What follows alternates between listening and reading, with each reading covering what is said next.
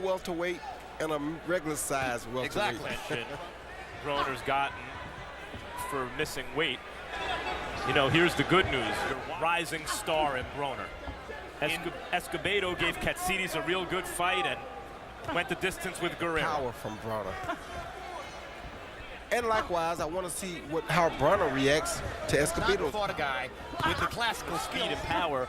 Broner has a very high skill level to go along with it. Well, you can't take much away from Escobedo, though, because he also has a pretty high speed. And a celebrated prospect when first signed by the promoter back.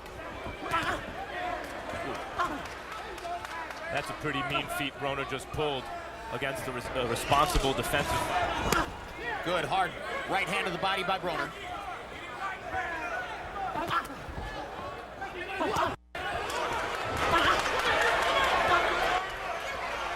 See the speed of the counter. 6-week-old daughter at home. 30 against the between rounds he period. uses counters after Escobedo would attack him to land the better punches in that round. Broner has his feet splayed wide, Roy. What does that tell you? Legs being spread apart enough so that you can deliver your punches with precision and power. Does that also explain why, you know, moving around on his legs quite as much? Yes, because the legs are so wide that they can't. His basic mindset is, which is to punish. That's exactly right. To punish with big punches. Because he was going to move up from the weight class anyway, so losing the title was not a bad thing to him at all. If he does everything, that will not be what defines him. Hard shots like that will. There's a perfect counter, and it moves Escobedo away from an exchange. The hand speed and precision. Escobedo is trying to defend, and he's not a bad defensive fighter, and he's getting hit clean at arm's distance. Escobedo did land a good left body shot in that exchange. It's just that now he's been. Broner's ripping him with right-hand shots to the body. Yeah, and if he stays in this defensive stance, he's bound to get caught.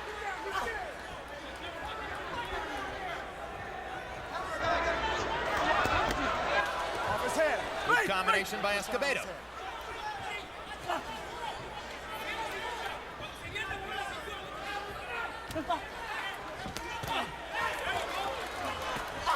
Left hook to the body, landed. Exaggerated, lifted the shoulder. Basically an emulation of the Floyd Mayweather. That's just the defensive style that they learned at that era. They were very good at that defensive posture there to protect themselves against the right hand. Does the shoulder roll in any way limit your offense? Because he's a great counterpuncher from that shoulder roll. Yeah, it's really a very good defensive posture, I know, but you're defending against body shots.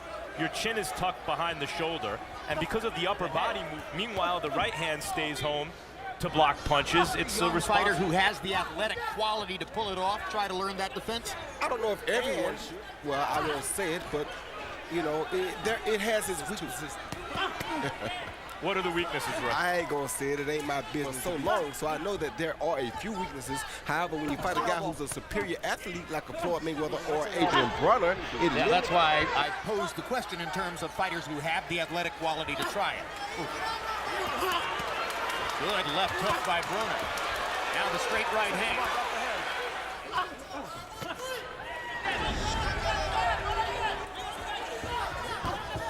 So he should be using his jab twice as much as, say, Adrien Broner should be. Right hand, Broner's just as quick with the right as with the left.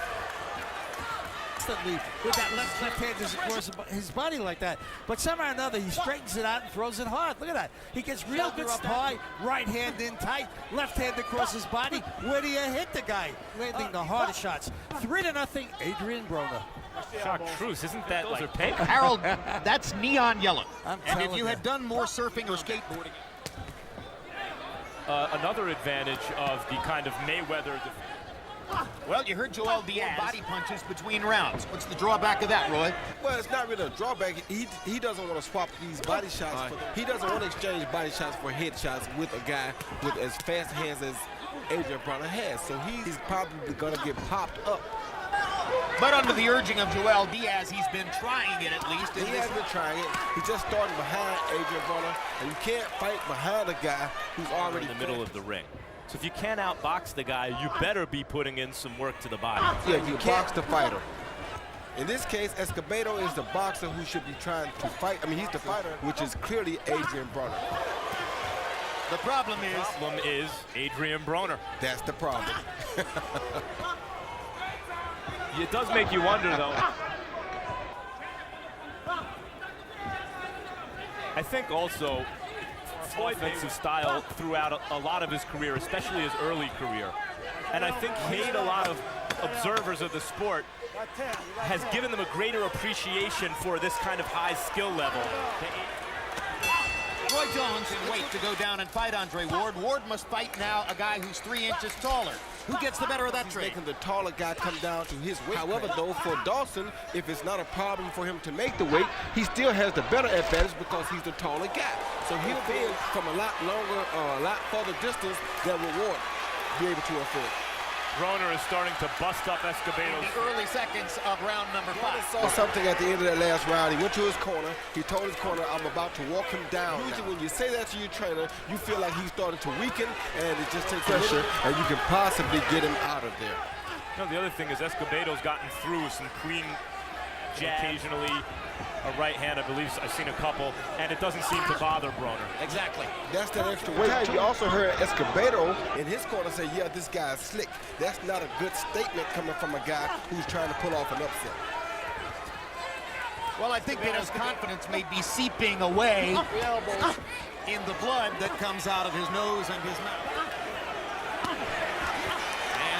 Walking him down means eventually hitting him into or along the ropes, and that's where Broner has Escobedo right now. Broner still has to be careful, though, because Escobedo, if he can catch Broner, tilted over with a good shot to the head, it could be bad for Broner. So Gary Rosado telling Broner to keep him up. But it's Broner landing vicious body shots and picking off Escobedo's attempts.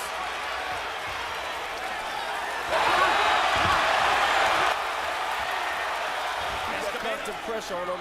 Pressure breaks pipes. The right hand over the top. Escobedo trying to hang on. The corner trying to stop it. And Joel Diaz is holding up. That's a good stoppage from Joel Diaz.